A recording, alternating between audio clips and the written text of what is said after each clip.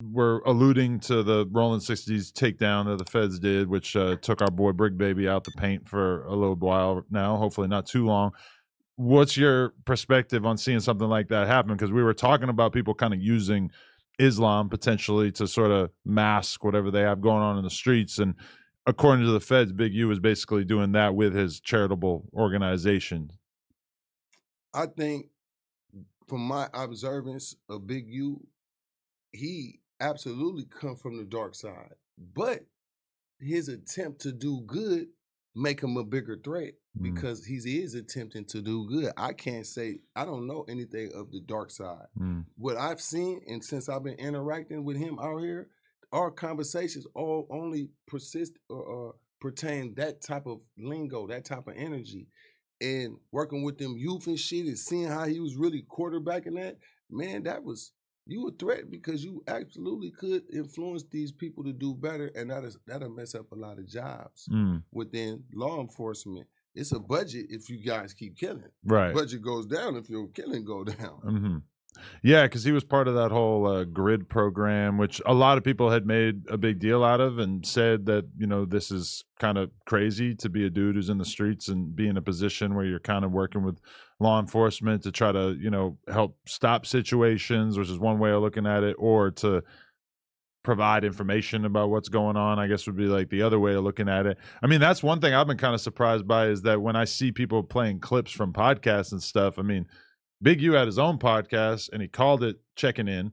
And at least some of the allegations that he's been hit with are basically that of him charging people to check in various ways. You know, I mean, there's a reason why we've done quite a few hood vlogs over the years on No Jumper, and that the Rollin 60s has always kind of seemed like the sort of spot where we didn't necessarily want to do a hood vlog because we've heard stories. Nobody had to tell me directly, but we've heard a lot of stories about people maybe being taxed to spend time there or create content there.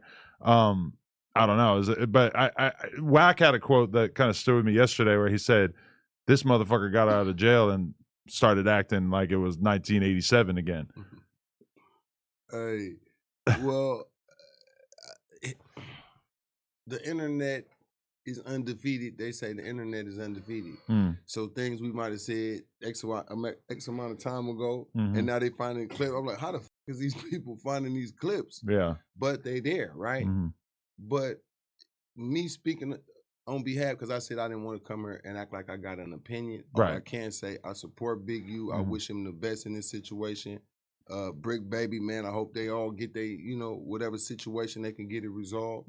You know, but without me putting no cut, I only went by what I heard somebody say that pertained to those type of charges or whatever. But seeing it, I never saw nothing like that. Right, definitely. But I never saw it. From your perspective, people act like LA is the home of the check-in or the home of people essentially being extorted to be spending time out here. They never charge me though. I go to the 60, they come on. Are you almost kind of insulted? Like, damn, y'all think I ain't got a bag? Nah, I don't feel like that. I feel like I'm happy. I go over there with Big U and stand on the block. Like they never asked me for no money or nothing, you know? I mean, that don't mean whatever else, but I feel honored that these hoods out here invite me to pull up on their blocks, and I always come with the independent game. I always pass phone numbers to plugs down south and the East Coast for shit that they need, people that they could do transactions with tangible products, film masters,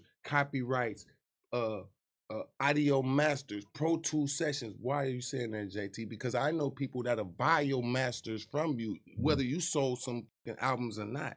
There's a group of people that buy masters, and sometimes these street guys, I have their little rappers, and they might have some songs, and I'm like, look, bro, I know y'all do your trapping shit. Let me give you the phone number where y'all could sell some bundles to these people. They want to buy the Pro Tools session.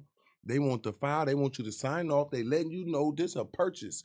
This ain't a 360 deal. This is people who are accumulating masters because one of y'all might be a big star later, so they want to buy before. So by me helping the streets with even that little information, some guy got these songs, now they playing with $40,000, $50,000 legal money off of selling masters. Now anybody watching, I'm not gonna say that's the best move, But if you broke and you need 20, 30, 40, 50, 100,000 and y'all got enough product, yes, you foolish for selling it because you get nothing else. Right. But to get a legal 100,000 off some shit sitting on your computer, you might want to consider that. I mean, there's hip hop is full of people who are salty about the fact that they sold their masters at a young age and can't profit in the long run off of their shit.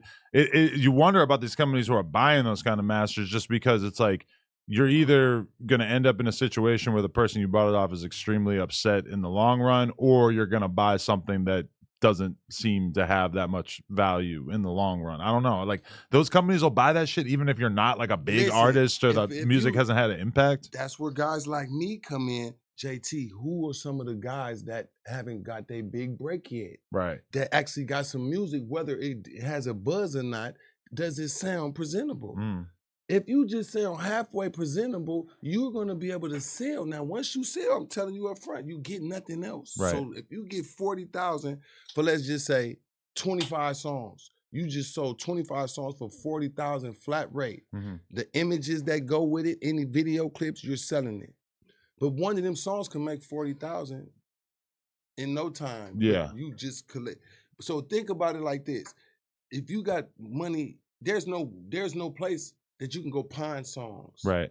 There's not a popular place that anybody that's under these type of terms and conditions can go to this office and sell and leave with a check to pay for you and your baby mama bills for this next X amount of months. Right. But JT know people that buy this shit. That's what they into.